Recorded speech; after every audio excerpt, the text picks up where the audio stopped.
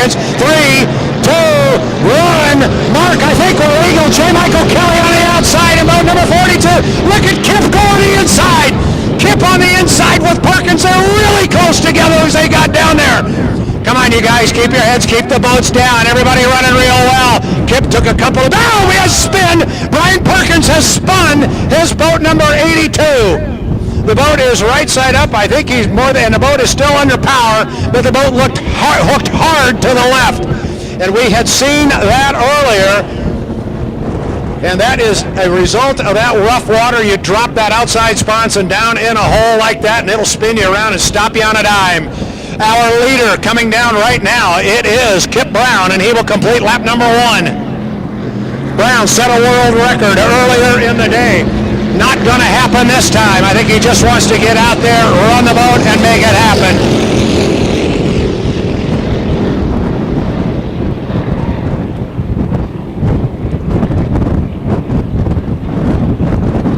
Rough down there in that lower corner. Kip Brown makes it through okay. J. Michael Kelly running pretty good. Here comes Brian Perkins, obviously okay, flying the boat a little bit. Keep an eye on him. This is where the course got his attention last time down. We got a pleasure boat running pretty hard up the backstretch right there. He is way off the course, but that is creating a wake here. Anyway, coming out to complete lap number 2, Kip Brown.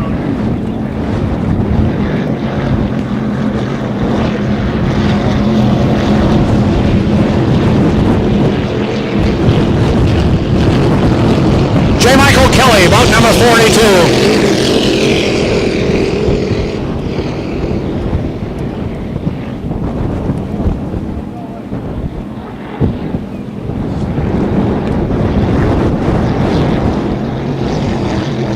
All right.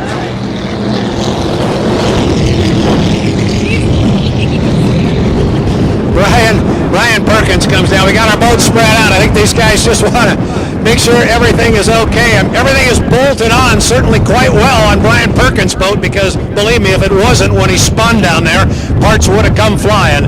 Meanwhile, here comes our leader to complete lap number 3. It is Kip Brown running without the cowling, but running very well.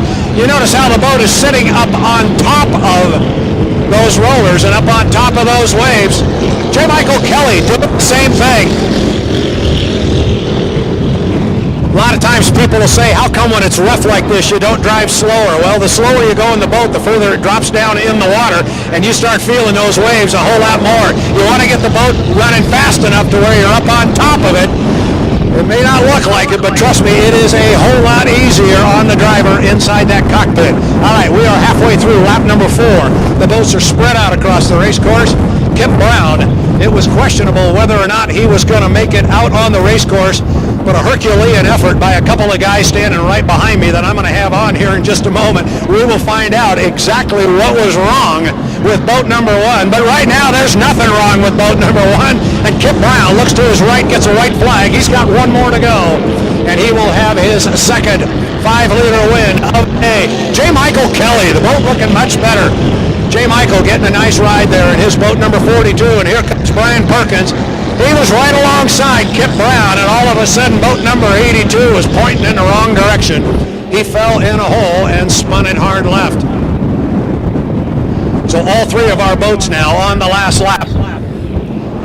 Kip, boat looking a little bit different, but it's still in the same position. This boat set a new world record earlier in the day during the first run. And Mr. Brown's going to come out way wide this time. Here he comes, Kip Brown. He'll be 2 for 2 on the weekend. Kip Brown, questionable whether or not he was going to make it, but right now he is your winner. Boat number 1, Kip Brown.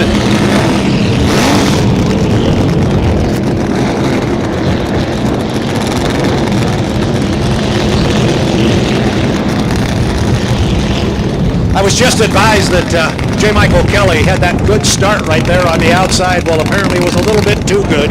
He